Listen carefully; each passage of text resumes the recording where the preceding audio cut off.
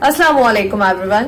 Saudi अरब में मुकीम गैर मुल्कियों के लिए बड़ी खुशखबरी आ गई है। अब कोई भी शख्स जो अपने मुल्क जाना चाहता हो, उसका अकामा एक्सपायर हो, शरका बंद हो, मससा बंद हो या कफील छुट्टी न लगा रहा हो, तो वो हमारे साथ राब्ता करे। हम इंशाअल्लाह 3 से 4 दिन के अंदर अंदर एम्बेसी के जरिए उसका खरोज लगाकर सफर करवाएंगे।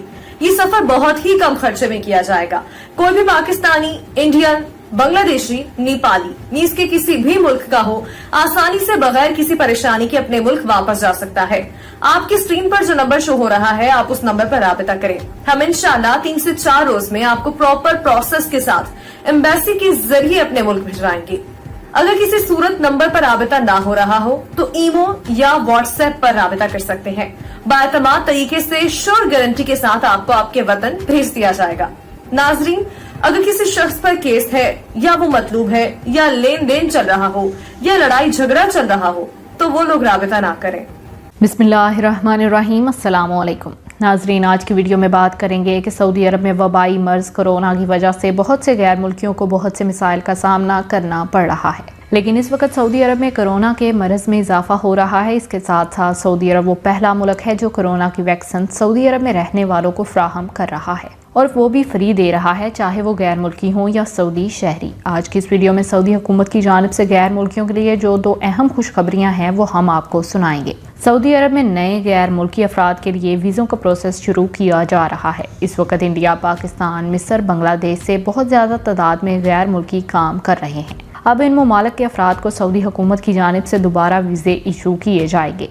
ताज़ा तरीन खबर के मुताबिक 17,000 से ज़ायद पाकिस्तानियों के लिए वीज़ों के प्रोसेस का एलामिया जारी किया जा चुका है। इन वीज़ों का इजरा बहुत जल्द किया जाएगा। इस वक्त सऊदी हुकूमत इंडियंस को बहुत ज़्यादा तादाद में लाने के बारे में सोच रही है, लेकिन जब तक मुकम्मल तौर पर कोरोना इंडिया में ख़त्म नहीं हो जाता, इस वक्त तक सऊदी हुकूमत वीज़े इशू नहीं करेगी। अभी पाकिस्तानी वज़ीर ख़ारजा की जानिब से भी ये कहा गया है कि 41,000 वीज़ों के लिए खलीजी ममालिक से बातचीत जारी है, जिसका प्रोसेस आइंदा चंद हफ्तों में शुरू होने जा रहा है। वज़ीर ख़ारजा की जानिब से ये भी कहा गया है क्योंकि इस वक्त इंडिया की जानिब से वीज़े इशू नहीं हो रहे, इसलिए बहुत बड़ी तादाद में पाकिस्तानियों की डिमांड है।